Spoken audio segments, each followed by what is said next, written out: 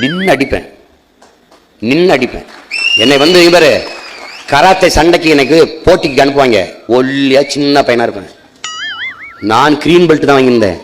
இந்த red belt, இந்த black belt வாங்கினா தூக்கி என்னோட சண்டை போட விடுவான். முரட்டு ஆளாக இருப்பான்.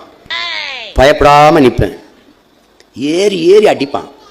நான் அவன் சோற வர இங்கிட்டு ஓடுவேன். நான் பயந்து ஓடுறேன்னு நினச்சி எல்லாம் கைதிட்டு சிரிப்பான். ஒரு சின்ன பையன் ஜிக்கிட்டான்ட்டு எச்சவன அடிப்பேன் பாரு, ஒரே அடி முடிச்சிடுவேன். அதுக்கப்புறம் எந்திரிக்க மாட்டான். இது சத்தியமா நான் செஞ்சேன்.